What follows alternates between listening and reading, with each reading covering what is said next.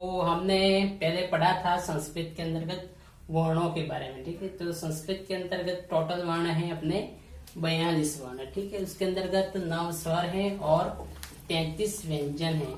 तो उन वर्णों का उच्चारण स्थान कहाँ कहाँ से होता है, मतलब हमारे अंदर जो उच्चारण स्थान है, तो उन वर्णों का एक उच्चारण स्थान होता है। अपने संस्कृत व्याकरण के अंतर्गत एक पाणिनि हुए हैं, जिनके अनुसार वर्णों का उच्चारण स्थान है वो उन्होंने 8 उच्चारण स्थान दिए। यहाँ पर संस्कृत व्याकरण के अंतर्गत उच्चारण स्थान के कुछ नियम दे रखे हैं, 11 नियम हैं।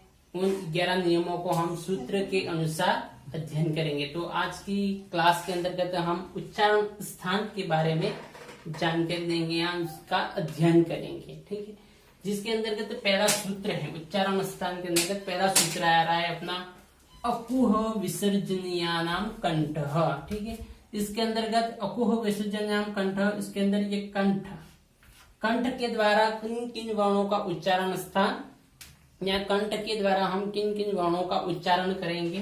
ठीक है, इस सूत्र के द्वारा हम समझेंगे कि कौन कौन से वर्ण कंठ के द्वारा बोले जाते हैं, जिसके अंदर अ, ठीक है, अ के साथ हम आ भी लिखेंगे। संस्कृत के अंतर्गत अ बोल दिया मतलब आ साथ में रहेगा। उसके बाद आ रहा है कु। ठीक है, कु मतलब क वर्ग। क वर्ग का उच्चारण स्थान भी कंठ है। ठीक है, उसके बाद आ रहा है ह। सूत्र के अंदर अ कु ह वर्ण, ह का उच्चारण स्थान क्या होगा, कंठ। उसके बाद विसर्जनीयानाम कंठः मतलब विसर्ग, ये विसर्ग, उसका भी उच्चारण स्थान क्या है, कंठ है। तो अ आ क वर्ग ह और विसर्ग, इन वर्णों का उच्चारण स्थान क्या होगा, कंठ होगा। ठीक है, उसी तरह दूसरा नियम है अपना इचु यशानाम तालु, दूसरा सूत्र। ठीक है, इस सूत्र के द्वारा तालु के द्वारा हम कौन कौन से वर्णों का उच्चारण होगा वो देखेंगे। तालु में ई बड़ी, ये दोनों स्वर जिनका उच्चारण तालु। चू मतलब च वर्ग, ठीक है, च वर्ग और य, उसके बाद श, ये तालु के अंदर गत आने वाले वर्ण हैं ई, च वर्ग, य और श। च वर्ग के अंतर्गत वर्ण कौन कौन से हैं, च, छ, ज, झ, ये वर्ण सभी तालु के द्वारा उच्चारित होंगे। तालु, अब अपने तालु कहाँ पर है, अपने मुंह के अंतर्गत जो ऊपरी वाला भाग है, ऊपरी वाला हिस्सा है, वो तालु कहलाता है।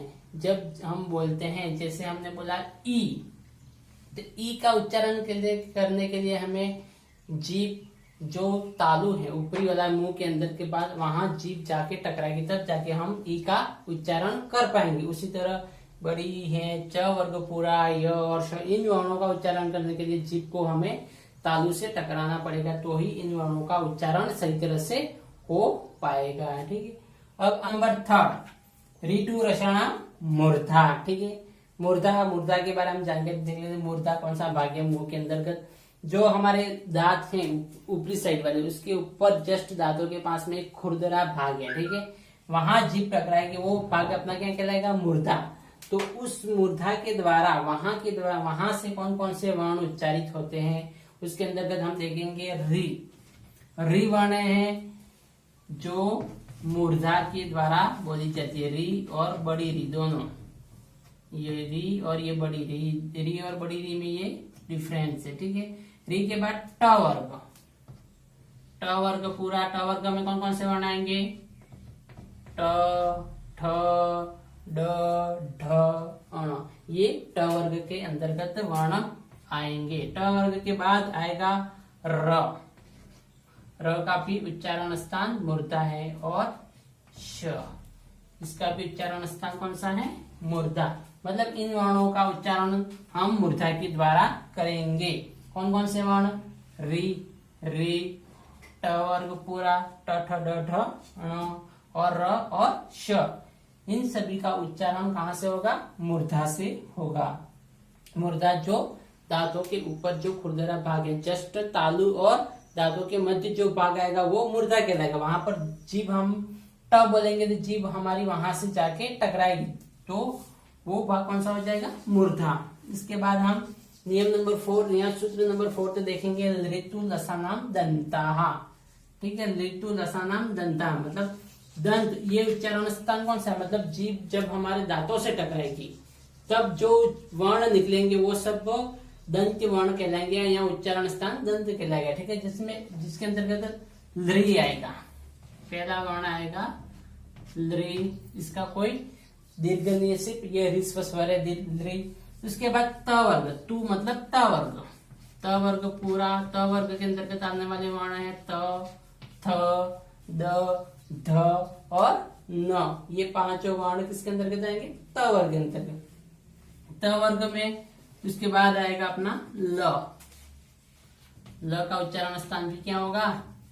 दंत, और उसके बाद है स। इन वर्णों का उच्चारण स्थान क्या हो जाएगा? दंत हो जाएगा। कौन कौन से वर्ण? लृ, त वर्ग, ल और स। यहाँ पर देखो इस सूत्र के हमने यहाँ पर सूत्र लिखा ऋतु लसानाम दंताः।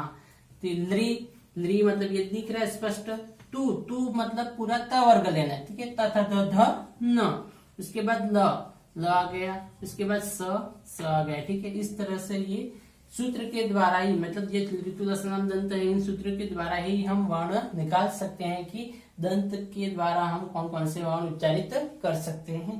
उसके बाद आ रहा है अपना सूत्र नंबर 5 ओष्ठ।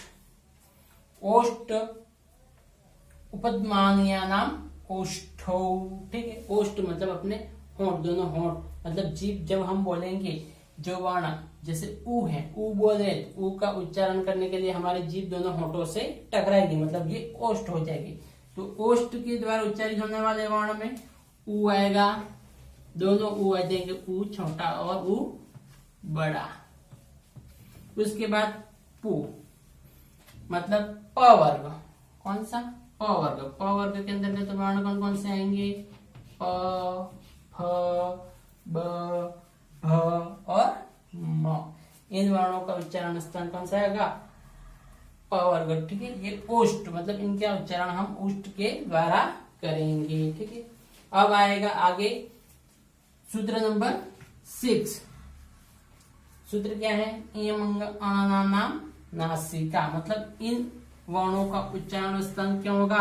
नासिका। मतलब इन वर्णों को जब हम बोलेंगे तब हमारा उच्चारण, मतलब वो वर्ण कहाँ से निकलेंगे? नाक के द्वारा, मतलब उच्चारण करेंगे। जैसे ये बोल रहे थे, हमारा मतलब अधिकांश जोड़ नाक के द्वारा निकल रहा है, ऐसा हमें लग रहा है। ठीक है, तो ऐसे वर्ण कौन से हैं? वर्ग के जो 5वें अक्षर हैं, 5 वर्ग है, 5 वर्गों के 5वें अक्षर जिनका उच्चारण स्थान होगा नासिका, जिसमें पहला वर्ण है ए। ठीक है, इसके बाद म, अंग, अण और न, ये वर्ग के 5वें अक्षर है। इन 5 वर्णों का उच्चारण स्थान क्या है? नासिका। ठीक है, इनका उच्चारण स्थान नासिका भी है और इनका उच्चारण एक एक यहाँ पर भी है। ठीक है, ये कंठ, तालु, मूर्धा, दंत और ओष्ठ, वहां से भी इनका एक एक उच्चारण स्थान भी है और एक नासिका। मतलब इन वर्णों का उच्चारण हम 2 उच्चारण स्थान के द्वारा कर सकते हैं।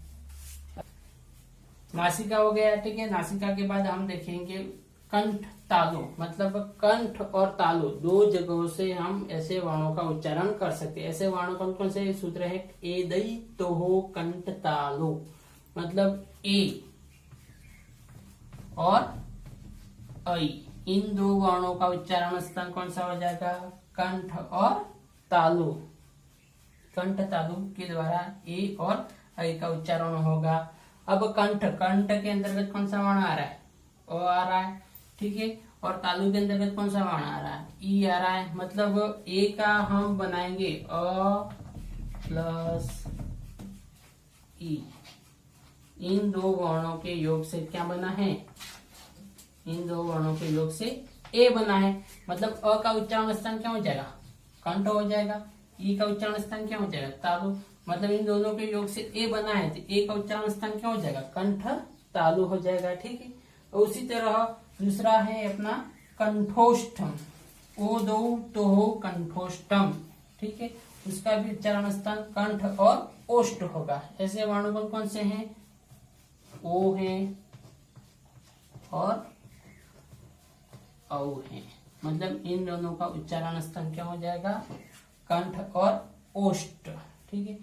अ ई मिलके ए बना है, ठीक उसी तरह ओ कैसे बना है, अ कंठ आ गया और ऊ बराबर क्या होगा, ओ होगा। ठीक है। ये हो गए अ और ऊ, मतलब अ का उच्चारण स्थान तो हो जाएगा कंठ, ऊ का उच्चारण स्थान हो जाएगा ओष्ठ। मतलब दोनों से बन के क्या बना है, ओ बना है, तो उसका उच्चारण स्थान क्या हो जाएगा, कंठोष्ठ। मतलब कंठ और ओष्ठ दोनों। उसके बाद आ रहा है अपना नेक्स्ट नवा सूत्र है दंतोष्ठ, दंत और ओष्ठ। दंतोष्ठ के द्वारा हम सूत्र क्या होगा हमारा, बकारस्य दंतोष्ठम। मतलब व का उच्चारण स्थान क्या होगा, दंत और ओष्ठ। उसके बाद नेक्स्ट सूत्र है अपना जिह्वा मूल्यस जिह्वा मूलम।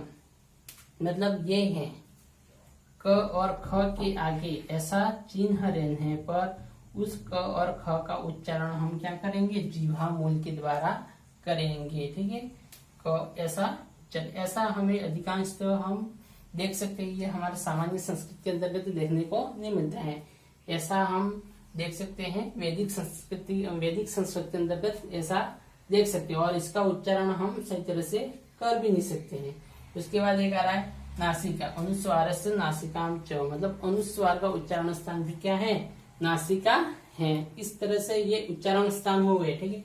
मुख्य तो उच्चारण स्थान तो 8 है, लेकिन नियम है जो वो 11 नियम है, 11 नियम है। उसके द्वारा हमारे उच्चारण स्थानों के जो क्रम है इस तरह से 11 है ये।